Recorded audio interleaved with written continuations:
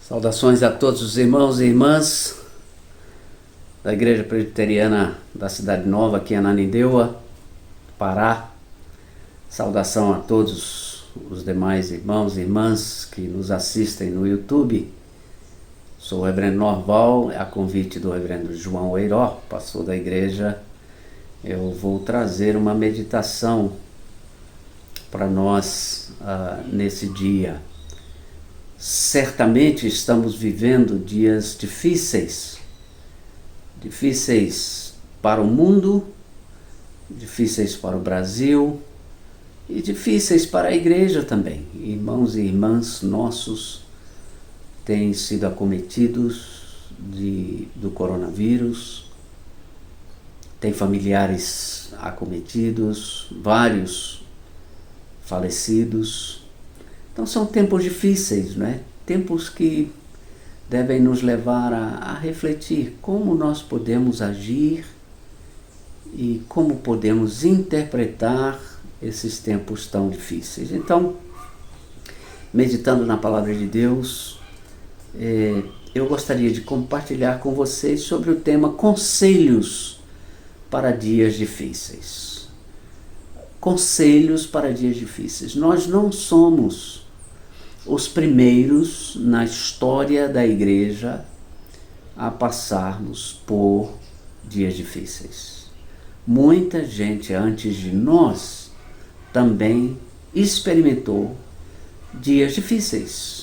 Os motivos talvez tenham sido outros, mas o fato é que dias difíceis são dias difíceis e exigem do povo de Deus uma interpretação correta desses dias e uma atitude adequada para resistir e vencer em dias difíceis. E o texto que eu gostaria de usar para assim expor e compartilhar com os irmãos hoje está na primeira carta de Pedro, no capítulo 5. Eu vou ler a partir do versículo 6 até o 11. Eu entendo perfeitamente que a seção ou a perícope chamada desse texto inicia-se no verso 1 e vai até o verso 11. Mas eu vou me deter do 6 a 11 por entender que é uma mini seção dentro de uma outra seção. Nesse início, Paulo fala para presbíteros e depois fala para jovens. E eu entendo que a partir do versículo 6 até o verso 11, ele fala para todo mundo. Então, a mensagem de Pedro, melhor dizendo, é para todos os crentes, toda a igreja, e não apenas para os jovens ou não apenas para os presbíteros. E assim diz o texto: portanto, humilhem-se debaixo da poderosa mão de Deus, para que ele em tempo oportuno os exalte. Lancem sobre ele todas as suas ansiedades, porque ele cuida de vocês. Sejam sóbrios e vigilantes. O inimigo de vocês, o diabo, anda em derredor como leão que ruge procurando alguém para devorar. Resistam-lhe firmes na fé, certo de que os irmãos de vocês espalhados pelo mundo estão passando por sofrimentos iguais aos de vocês. E o Deus de toda graça, que em Cristo os chamou à sua eterna glória, depois de vocês terem sofrido por um pouco, ele mesmo irá aperfeiçoar, firmar, fortificar e fundamentar vocês. A ele seja o domínio para sempre. Amém. Eu li na Nova Almeida, Nova Atualizada Almeida, um pouco diferente da Almeida comum, mas apenas na forma, na linguagem, o conteúdo é o mesmo.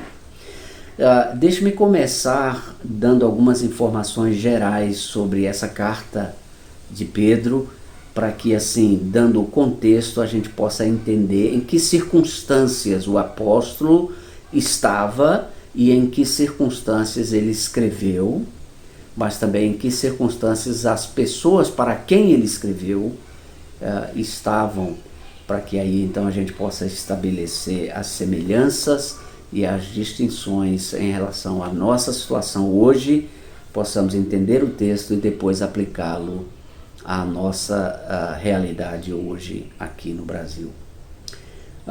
Quero iniciar a mensagem dando algumas informações contextuais ou pano de fundo para podermos entender o contexto em que a passagem é escrita. Primeiro, a carta é escrita pelo apóstolo Pedro, um dos 12 discípulos de Jesus e um dos primeiros a ser chamados por Cristo para segui-lo. Evento esse que ocorreu às margens do Mar da Galileia, bem no início do ministério de Jesus. Pode conferir isso em Mateus 4, 18 e 19. Provavelmente Pedro ditou o texto dessa carta e Silas, que também é conhecido como Silvano, serviu de amanuense ou escriba.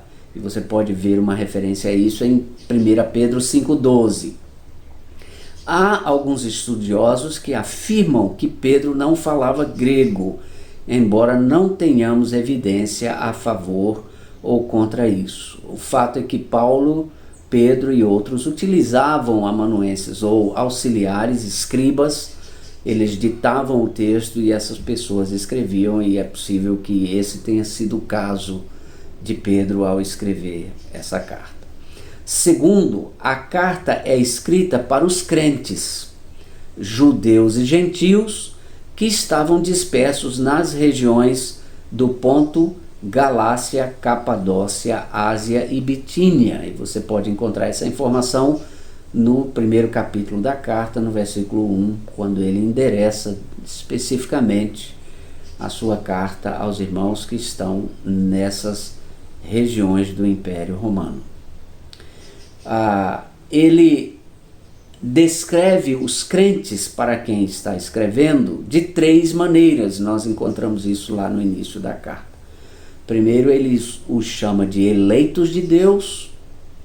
Depois ele os chama de estrangeiros no sentido espiritual, não apenas no sentido de que saíram de um país para outro, de uma região para outra, mas os classifica como peregrinos ou estrangeiros aqui na terra.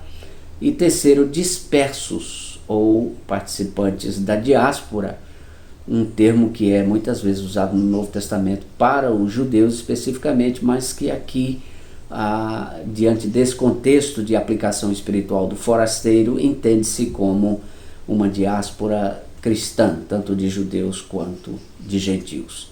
Não sabemos a data exata em que a carta foi escrita, mas o mais provável é que tenha sido nos anos 60 depois de Cristo, antes da morte de Pedro, que segundo a tradição foi ocorrida em Roma durante o reinado de Nero. Então veja, tanto Paulo quanto Pedro foram martirizados por Nero nessa década de 60.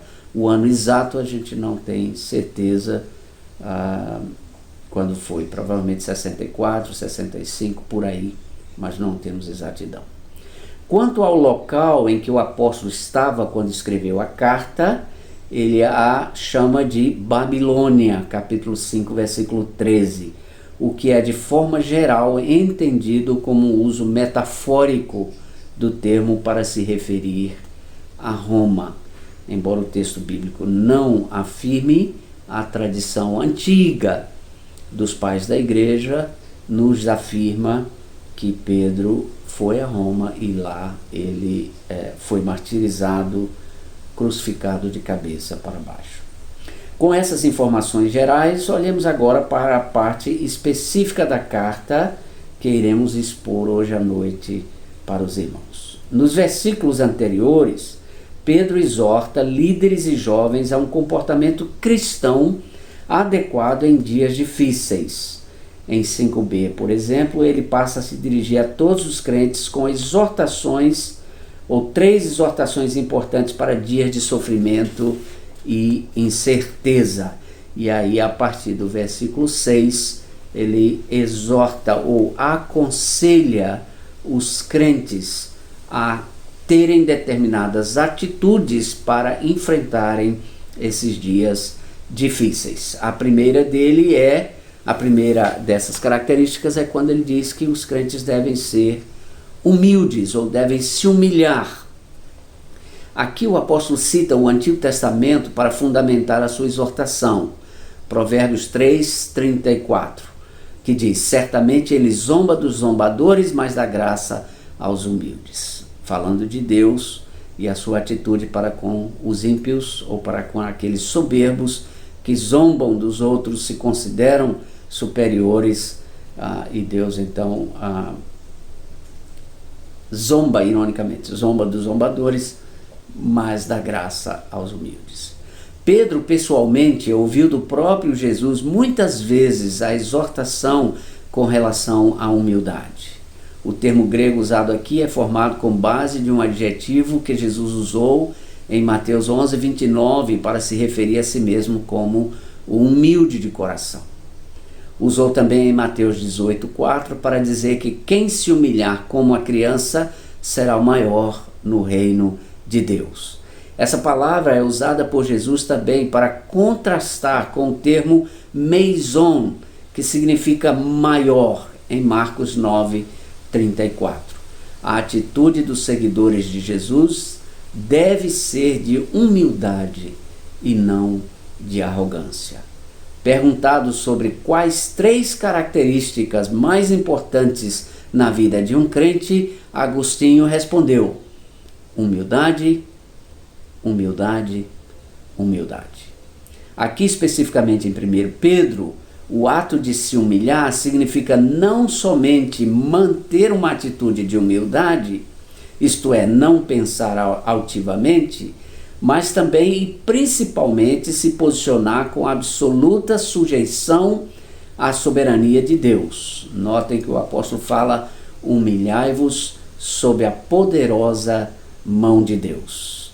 E ele diz então no versículo 7 que a melhor maneira de nos sujeitarmos à soberania de Deus é de 2 formas. A primeira, lançar sobre ele a ansiedade. Eu sei que nas versões em português, aqui na Nova Atualizada, Almeida também faz isso, coloca o lançar como um verbo imperativo, mas no original esse termo não está no imperativo, ele é uma forma de sujeição. Então nós nos sujeitamos a Deus. De que maneira nós nos sujeitamos? Lançando sobre ele a nossa ansiedade. E em segundo lugar, no 7b, ter convicção de que ele tem cuidado de nós.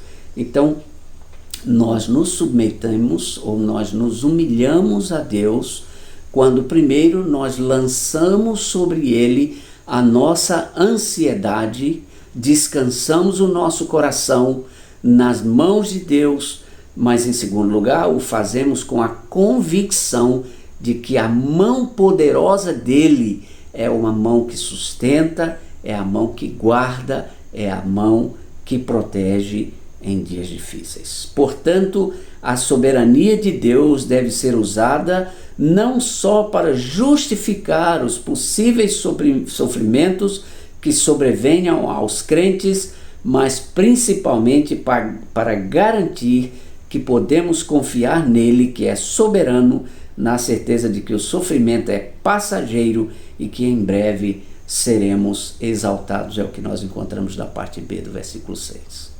Por que eu estou dizendo isso? Eu estou dizendo porque geralmente as pessoas utilizam a doutrina da soberania apenas para justificar os atos de Deus, mas não percebem na doutrina da soberania de Deus o resultado dela, que é a confiança que os crentes podem e devem ter nessa soberania.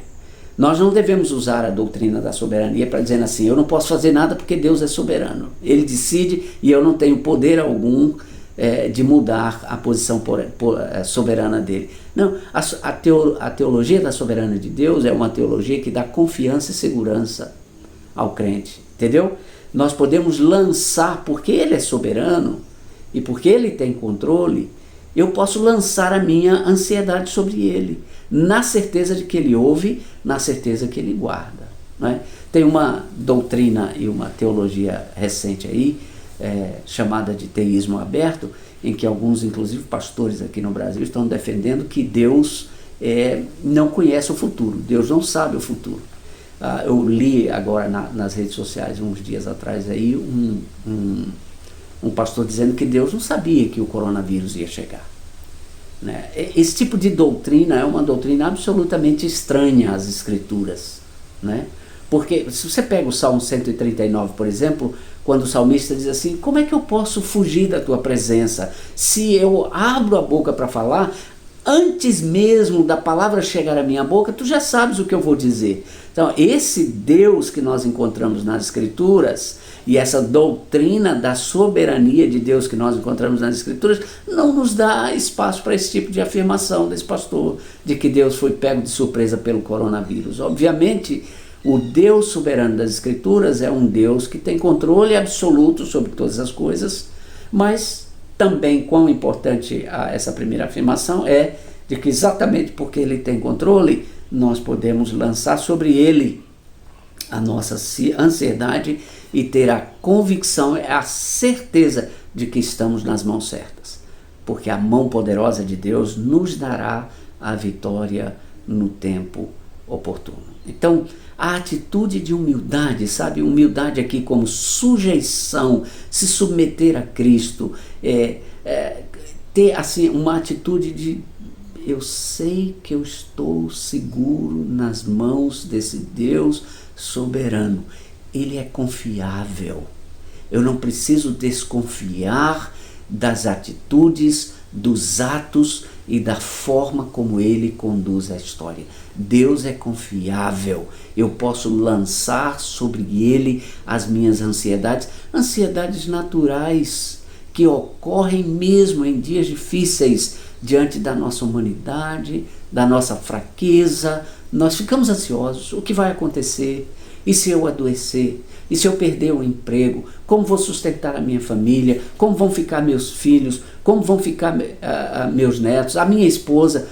Como vai ficar o meu trabalho? Não é? E o meu ministério? Todas essas coisas, de certa forma, é natural que a gente tenha ansiedade. Mas nós não devemos e não podemos nos deixar consumir por elas, porque temos um Deus absolutamente confiável, soberano, que tem domínio e controle da história e que eu posso lançar sobre ele a minha ansiedade na certeza de que ele tem cuidado de nós. Então, meus amados irmãos, não dê lugar a um pensamento de desconfiança, sabe?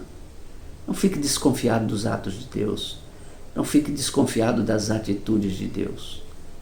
Confie que ele, como um Deus soberano, é um Deus amoroso, que podemos completamente confiar na sua soberania e lançar sobre ele as nossas ansiedades, tá bom? Vamos para o segundo ponto. O segundo ponto é quando ele diz: sede sóbrios e vigilantes. Esse é o segundo conselho. O primeiro foi que nós devemos manter uma atitude de dependência, submissão, e aí então, no devido tempo, nós seremos exaltados. A segunda agora: sede sóbrios e vigilantes.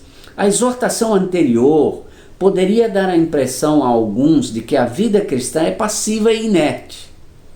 Mas não é isso que o apóstolo quer ensinar com o conceito de humildade. Por isso ele faz uma segunda exortação. E a segunda exortação é para os crentes em situação de sofrimento e diz respeito à necessidade de manter o controle da mente. O apóstolo Paulo usa dois termos para se referir a isso. Eu estou chamando de vigiar e ficar sóbrio como controle da mente. Sabe por quê? Gente, misericórdia, é tanta informação. Nós estamos vivendo nessa pandemia, as pessoas estão em casa, não estão saindo, então ou estão na televisão ou na internet, e aí são bombardeados por informações de todos os lados. Se você liga a televisão, põe num canal ou no outro, você é assim bombardeado só de coisa negativa, não é? Essas coisas, esses pensamentos, essas ideologias, elas vão penetrando o cérebro e elas vão produzindo reações. E muitas dessas reações podem desencadear patologias, doenças emocionais, espirituais, pânico, pavor, terror. Então o apóstolo diz, olha, uma segunda atitude que você deve ter em tempos, situações difíceis, ser sóbrio e vigiar. Então vamos ver um pouquinho aqui sobre esses dois conceitos que o apóstolo Pedro nos apresenta. A primeira palavra que ele usa, Almeida traduz como ser sóbrio, ele usa também duas outras vezes na carta, no capítulo 1, versículo 13 e no capítulo 4, versículo 7. Esse termo é usado também pelo apóstolo Paulo, 1 Tessalonicenses 5, versículo 6, versículo 8 e 2 Timóteo 4, 5. A palavra é usada de forma literal para se referir ao controle em relação à bebida alcoólica, não se embriagar. Esse é o conceito literal, é o sentido literal do termo grego que nós encontramos aqui. Ser sóbrio significa não se embriagar, não se deixar dominar pela bebida alcoólica. Mas tanto Paulo quanto Pedro a usa em um sentido figurado, metafórico, para indicar equilíbrio e consciência da realidade física e espiritual que cerca o crente. Eu já disse em uma outra oportunidade que há duas características principais de uma pessoa bêbada, uma pessoa que não está sóbria. A primeira é desequilíbrio. Você pode observar um bêbado andando, que ele anda desequilibradamente, não tem como se equilibrar. É possível que o termo equilíbrio seja uma das coisas que Pedro tem em mente quando ele diz que nós devemos ser sóbrio. E a outra tem a ver com a consciência. Uma pessoa bêbada não tem consciência clara e objetiva do que está acontecendo ao seu redor. Então, quando o apóstolo, tanto Pedro quanto Paulo, utiliza esse termo no sentido metafórico, ele está chamando a atenção do crente para que ele tenha uma atitude, primeiro, de equilíbrio em relação à interpretação do seu contexto, da sua realidade, ter uma posição equilibrada, não radicalizada, e segundo, ter consciência clara da realidade e das circunstâncias. A segunda palavra usada por Pedro, traduzida como vigiai, foi usada também por Jesus para indicar a atitude do crente ao esperar o dia do Senhor. Está lá em Mateus 24, 42. É um termo que remete à atitude do soldado que está em seu posto, sempre alerta e atento a qualquer investida de surpresa do inimigo.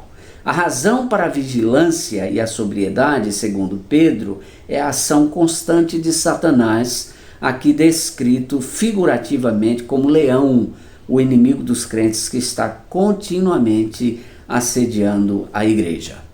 A existência de um adversário que não permite a si mesmo descansar em suas acusações e ataques ao povo de Deus exige a atitude adequada dos crentes de vigilância e resistência.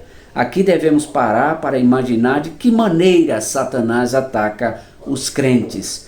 Não devemos ser ingênuos e imaginar que Satanás somente está em ação quando vemos pessoas possessas babando e falando coisas desconexas. O inimigo é muitas vezes sutil e se utiliza de ciladas e artimanhas engenhosamente elaboradas de tal maneira que consiga enganar os crentes.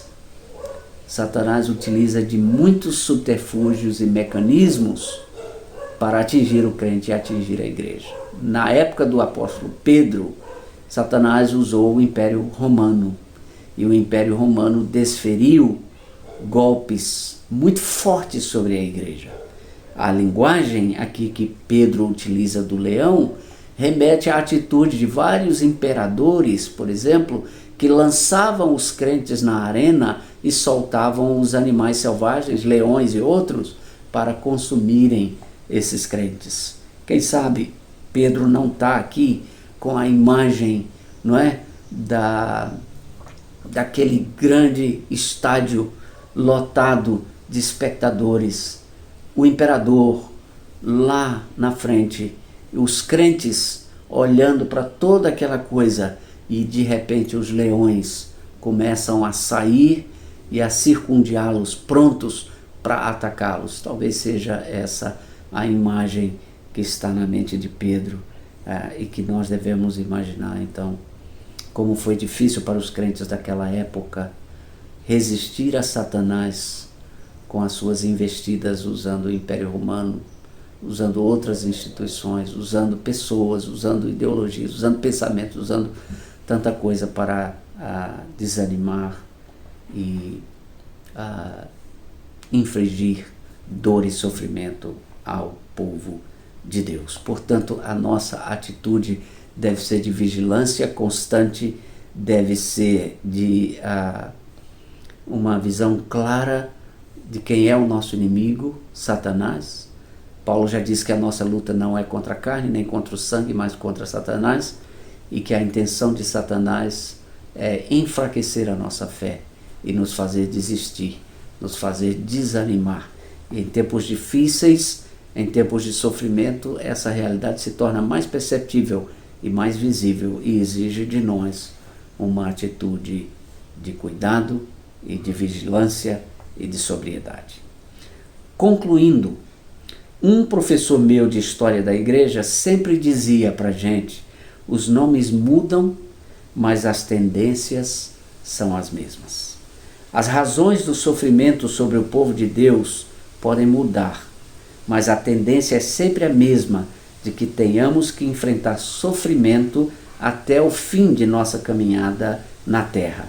Por isso é sempre importante ter a atitude certa em tempos difíceis.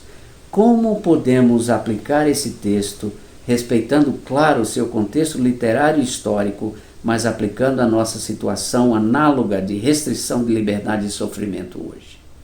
Então, aqui agora, para finalizar a minha devocional com os irmãos, eu gostaria que nós refletíssemos como é que nós podemos aplicar esses conselhos do apóstolo Pedro em dias de sofrimento, em dias de perseguição, no caso da igreja dessas regiões aí, mas aplicar ao nosso contexto hoje, para que a gente possa então ter as mesmas certezas e seguranças que os discípulos que leram a carta de Pedro tiveram. A primeira, podemos confiar no Deus soberano que dirige a história. Deus não é pego de surpresa. Deus não é pego de surpresa, tenha certeza disso. Tenha certeza. Há teólogos que estão debatendo se Deus mandou ou Deus permitiu a pandemia. É possível que Deus tenha mandado e é possível que Deus tenha permitido. O fato é que Deus é Deus. O fato é que Ele tem controle e Ele não é pego de surpresa em hipótese alguma. Precisamos ter essa certeza, precisamos ter essa segurança. Número 2. Situações adversas, como uma pandemia, não nos dão licença para um comportamento que não condiga com aquele exigido pela palavra de Deus. Só porque nós estamos numa pandemia, isso não lhe autoriza a sair falando o que você pensa, meu irmão. Isso não autoriza os crentes a agirem de forma descompromissada com as verdades da palavra de Deus. A pandemia não é uma licença para se interpretar de qualquer forma a realidade. Nós precisamos ter responsabilidade ao interpretar as circunstâncias em que estamos vivendo à luz da palavra de Deus.